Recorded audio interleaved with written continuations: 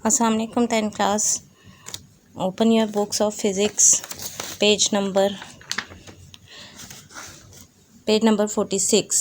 Refraction through prism का topic आज हमने करना है। ज्योमेट्रिकल ऑप्टिक्स का हम लेसन कर रहे हैं, लेसन नंबर 12। उसका हमने प्रीवियस वर्क कर लिया था। आज हमने इसमें करना है रिफ्रैक्शन थ्रू प्रिज्म। सबसे पहले हमने देखना है कि प्रिज्म जो है वो क्या होता है। प्रिज्म बेसिकली एक ग्लास की ट्रायंगुलर शेप होती है। इस तरीके से जो है ये ग्लास का, जैसे देखें ट्रायंगल की शेप का होता है। इसकी तीनों साइड्स ग्लास की बनी हुई होती हैं। इसकी ये दो साइड्स जो हैं वो यहाँ पर एक दूसरे के साथ एंगल बना रही होती हैं, एक दूसरे के साथ इंक्लाइंड होती हैं। नीचे जो है वो इसका बेस होता है। एक तरफ से लाइट एंटर होती है और दूसरी तरफ से जो है वो लाइट इसमें रिफ्रैक्ट होकर बाहर निकलती है। इस पूरे शेप को हम प्रिज्म बोलते हैं। सबसे पहले इसकी डेफिनेशन मार्क करें। यहाँ से जो है वो इसकी डेफिनेशन है, prism is a transparent object made of optical glasses with at least two smooth plane faces inclined towards each other from which light is refracted।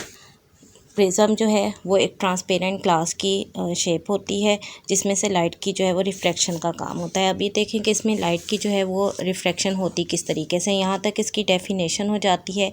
इससे आगे जो है वो आपने हेडिंग देनी है इसमें एंगल ऑफ डेविएशन। हेडिंग आपने इसमें क्या देनी है, एंगल ऑफ डेविएशन। ये हमने इसमें जो है वो इसकी डिटेल जो आगे करनी है एंगल ऑफ डेविएशन की। पहले आपने इसमें डेफिनेशन की हेडिंग देंगे। अब एंगल ऑफ डेविएशन क्या होता है, देखें प्रिज्म जो है वो एक ग्लास की पूरी सरफेस होती है। यहाँ से जो है वो एक रे ऑफ लाइट इंसिडेंट करती है प्रिज्म के एक फेस के ऊपर। ये अगर हम नॉर्मल लेते हैं तो ये इंसिडेंट रे यहाँ नॉर्मल के साथ जो एंगल बनाती है उसको हम एंगल ऑफ इंसिडेंस बोलते हैं। अब ये यहाँ से एयर से ग्लास के अंदर एंटर होती है। जब ray of light rare medium से डेंसर मीडियम में एंटर होती है तो वो टुवर्ड्स दी नॉर्मल बेंड कर जाती है। इसका ये जो है ये स्ट्रेट पाथ था, इसे इस तरफ जाना चाहिए था, लेकिन ग्लास में होने की वजह से ये टुवर्ड्स दी नॉर्मल बेंड कर जाती है। ये यहाँ पर नॉर्मल के साथ ये जो रिफ्रैक्टेड रे एंगल बनाती है इसको हम एंगल ऑफ रिफ्रैक्शन बोलते हैं। ये ग्लास के अंदर रिफ्रैक्टेड रे इसमें से पास करती है और पास करके ये इसके अदर फेस को जो है वो स्ट्राइक करती है। यहाँ पर इसको स्ट्राइक करेगी, यहाँ से जो है वो दोबारा, क्योंकि ये वाली फेस जो है ये भी ग्लास की है, अब ग्लास से एयर में एंटर होती है। अब डेंसर मीडियम से रेयर मीडियम की तरफ लाइट आ रही है। ये अगर हम नॉर्मल करते हैं तो डेंसर से रेयर में लाइट आने की वजह से ये नॉर्मल से अवे हो जाती है। तो यहाँ पर जो है ये एंगल ऑफ इमर्जेंट बनता है। इमर्जेंट मीन्स कि जो इमर्ज करके बाहर निकलती है रे। ये इसका ओरिजिनल पाथ था, लेकिन रिफ्रैक्शन की वजह से इसका पाथ चेंज हो जाता है। अब ये देखें कि ये जो इंसिडेंट रे है और ये जो इमर्जेंट रे है ये एक दूसरे के पैरेलल नहीं आ रही हैं, ये एक दूसरे को कट कर रही हैं। यहाँ पर ये एक दूसरे को कट करके जिस पॉइंट पर कट करती हैं, यहाँ पर जो एंगल बनता है इसको बोलते हैं angle of deviation. Deviation means के हट जाना, डेविएट कर जाना, कि प्रिज्म ने रे ऑफ लाइट को कितना डेविएट किया है, उसको अपने ओरिजिनल पाथ से कितना हटा दिया है। यहाँ से हमें इस एंगल से ये पता चलता है। इसमें देखें, in case of triangular prism the emergent ray is not parallel to incident ray. It is deviated by the prism from its original path. Incident ray ये वाली जो है ये इमर्जेंट रे पैरेलल नहीं है बल्कि ये डेविएट हो जाती है। द इंसिडेंट रे PE, ये इसमें नेम्स लिखे हुए हैं, आपने इसकी डायग्राम इसके साथ बनानी होगी और यही इसमें नेम्स लिखने हैं। अगर आप इसमें ये नेम्स चेंज करते हैं तो आपको यहाँ पे थ्योरी में भी चेंज करना होगा। Incident ray PE makes an angle of incidence I at point E and the refracted towards the normal EF. The refracted ray EF makes an angle R with the normal inside the prism and travels to the other face of the prism. This ray emerges out from the prism at point F. ये incident होगी, ये refract होगी और ये emergent ray हो जाएगी। Hence the emerging ray FS is not parallel to the incident ray PE but is deviated by the angle which is called angle of deviation. जितने path पर जितने एंगल पर वो डेविएट कर जाती है उसे एंगल ऑफ डेविएशन बोलते हैं। यहाँ पर देखें, यहाँ पर जो D लिखा हुआ है ये एंगल ऑफ डेविएशन है। ये जो हमें ये बताता है कि ये कितना डेविएट की है। यह आपका प्रिज्म का ये छोटा सा टॉपिक था, ये कि लॉन्ग क्वेश्चन में आ जाता है। 4 मार्क्स का क्वेश्चन है। डेफिनेशन लिखेंगे, एंगल ऑफ डेविएशन की डिटेल लिखेंगे और साथ इसकी डायग्राम बनानी है। ये आप अपनी एक्सरसाइज में देखें तो एक्सरसाइज में ये 12.20 क्वेश्चन का आंसर है। आप एक्सरसाइज में चेक करके इसको मार्क कर लें। 20 क्वेश्चन जो है शॉर्ट क्वेश्चन का, उसमें ये पूरा जो है वो आंसर आ जाएगा इसका। उसके बाद हमारे पास नेक्स्ट टॉपिक जो है वो है लेंसेज का। लेंसेज का टॉपिक हमने थोड़ा सा कर भी लिया था स्कूल में। लेंसेज केसेस होते हैं कि दो स्फेरिकल मिरर्स को अगर हम ज्वाइन करते हैं, ये हमारे पास एक स्फेरिकल मिरर है, इसके साथ ये एक और कर्व्ड सरफेस मिरर को हम इस तरीके से ज्वाइन करते हैं, या ये दो जो हैं वो मिरर्स को हम इस तरीके से ज्वाइन करते हैं, तो ये हमारे पास जो है वो लेंसेज बन जाते हैं। ये भी एक लेंस है, इसको हम बोलते हैं कन्वेक्स लेंस इसमें, और इसको हम बोलते हैं कनकेव लेंस। ये दोनों जो हैं लाइट की डेविएशन का काम करते हैं, लाइट की रिफ्रैक्शन का काम करते हैं। Lens is any transparent material having two surfaces of which at least one is curved. दो सरफेसेस में से एक को कर्व होना ज़रूरी होता है। Lenses refract light in such a way that an image of the object is formed. ये लेंस की डेफिनेशन हो जाएगी। आगे इसके यूजेस हैं। These are used in optical devices such as camera, eye glasses, microscope, telescope and projectors. ये definition होगी, ये इसके यूजेस हैं। अगर शॉर्ट में आता है तो आपने ये दोनों लिखने होंगे। आगे हैं टाइप्स ऑफ लेंसेज। मेनली जो हैं वो लेंसेज की टू टाइप्स होती हैं जो मैंने अभी आपको बताई हैं। एक कन्वेक्स लेंस होता है और एक कनकेव लेंस होता है, और यही ज़्यादा लेंसेज यूज़ होते हैं। अदर टाइप्स भी होते हैं, ये आप देखें साइड्स में जो है वो बनी हुई हैं।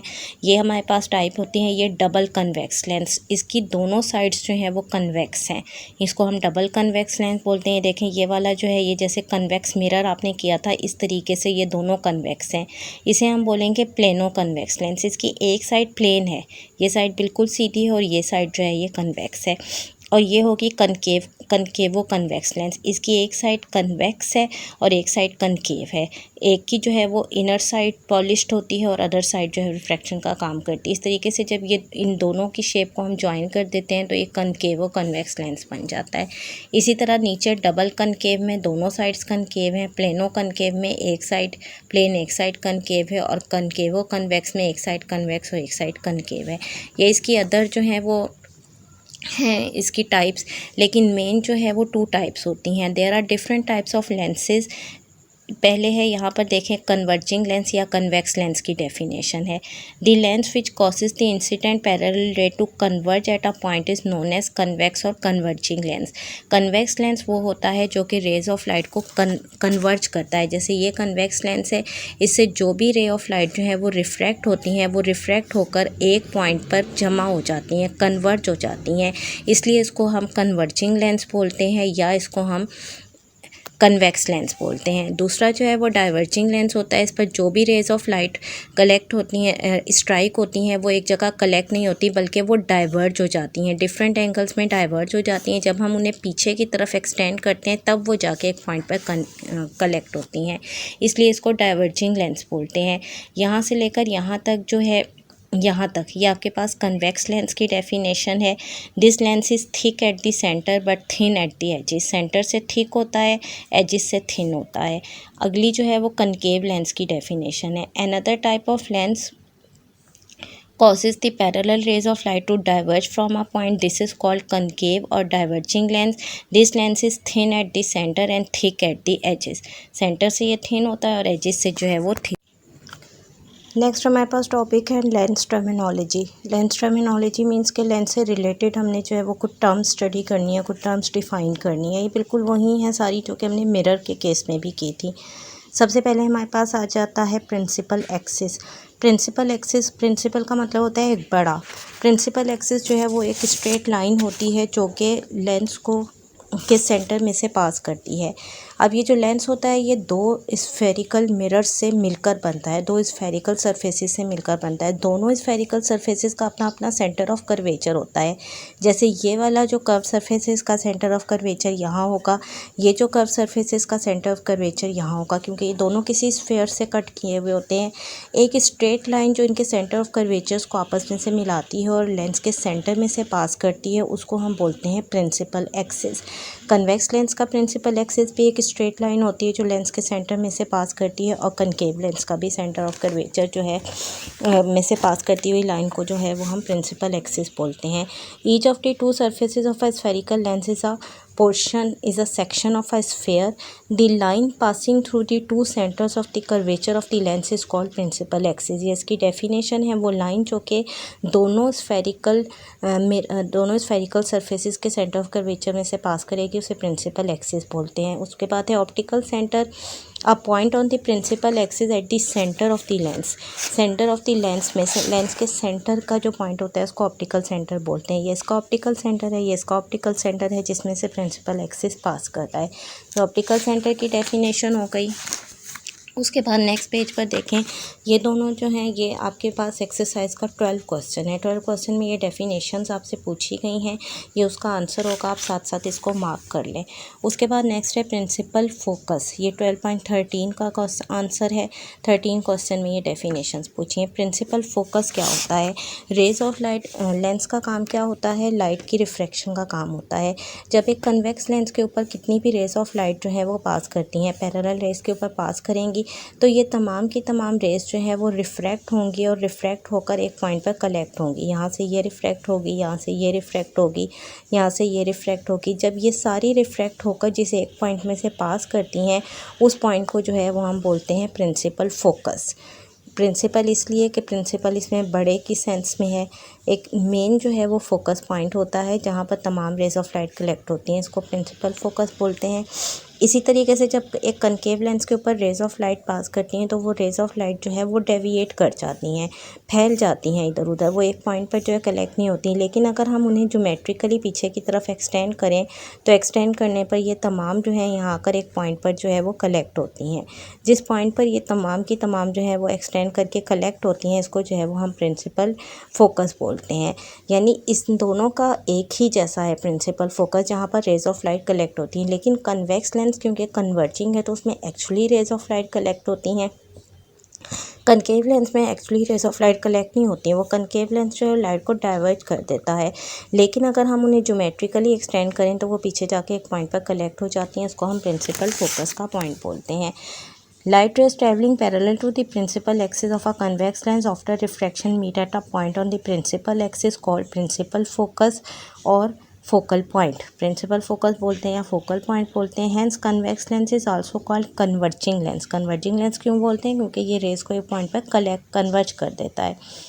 For a concave lens, the parallel rays appear to come from a point behind the lens called principal focus।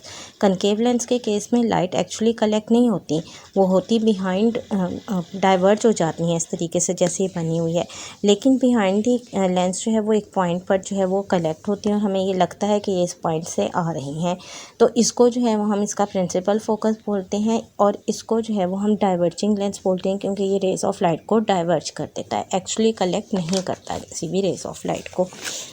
अब यहाँ पर जो है जिस पॉइंट पर प्रिंसिपल फोकस होता है, प्रिंसिपल फोकस से सेंटर ऑफ कर्वेचर तक का जो डिस्टेंस होता है इसको हम फोकल लेंथ बोलते हैं। ये इसका फोकल लेंथ होता है।